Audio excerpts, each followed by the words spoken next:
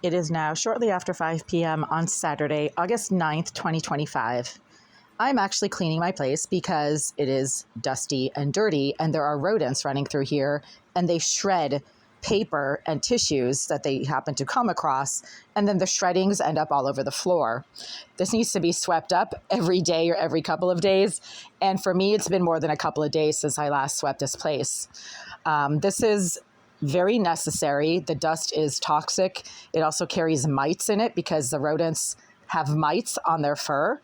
And you start feeling little bitey mite things just walking through here, which means there's rodents, there's dust, there's rodent fur, obviously being propagated when the rodents run around. And they're clearly in this unit because there's little shreddings all over the place. I've actually swept most of this floor right here. It is clean, but the area by the door is still not swept. And you can probably see some little shreddings and other debris that are rodent generated. So I just made a video maybe an hour and a half ago regarding a twin flame connection that I've had for over a year. This is not some kind of delusional fantasy thinking. This is something that has a very solid, rooted basis in physical reality and actually in legal logistics that I've been going through with the landlord, the crooked property owners of this building for 5 years.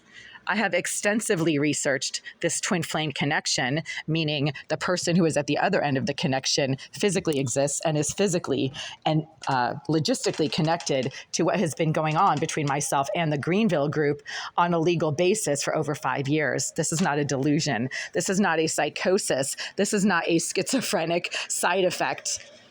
Schizophrenia is a severe dysregulation of the neurological arrangement of brain cells in the temporal lobes of the adult brain.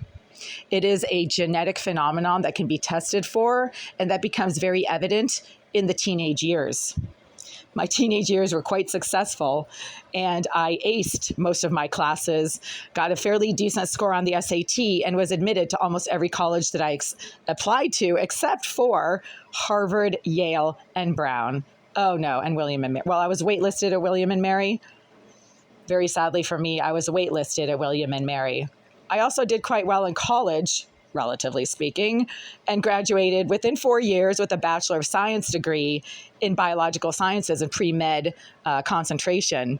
I took a lot of chemistry, biology, physics, biochem, biostats, statistics, algebra, geometry, pre-calc classes, and you really can't be delusional, psychotic, or schizophrenic when you're taking those kinds of classes and successfully graduate within 4 years. Maybe you can eventually graduate, but it might take you more like 15 years if you've got the level of dysfunction and psychosis that the hate stalking rejects who obsessively stalk my channel want to fabricate on my behalf. My twin flame connection with twin flame number 3 is a very real, very verifiable phenomenon that is connected and physically rooted in the legal connection, so to speak, between myself and the Greenville group, as proven by multiple legal lawsuits that they have brought against my tenancy over the last 5 years, and that they have verifiably not really succeeded in getting what they wanted out of. Delusion, psychosis, schizophrenia, these are all phenomenon, mental health issues that manifest themselves fairly early in someone's adult life, meaning when their frontal lobe is finalizing its development around age 22 or 25.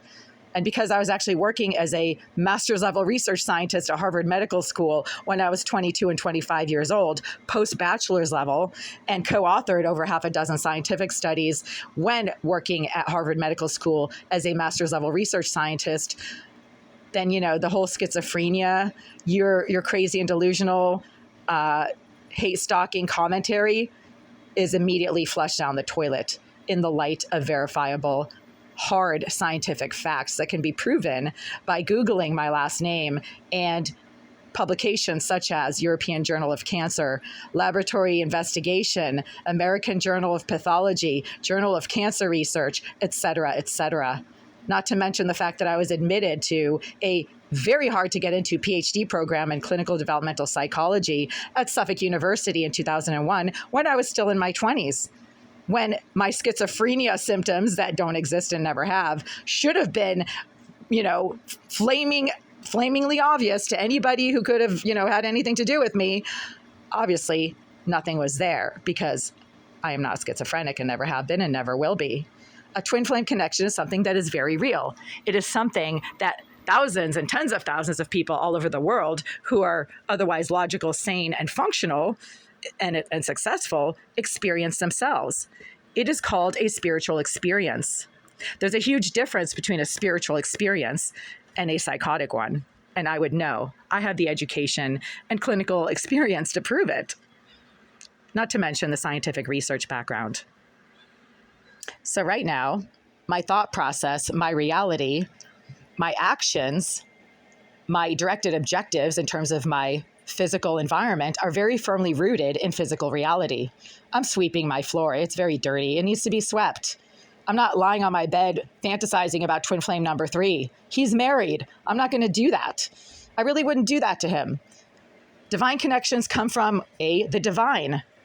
B, you have no control over them because A, they're divine connections. Therefore, you simply just have to respect the connection and let it be.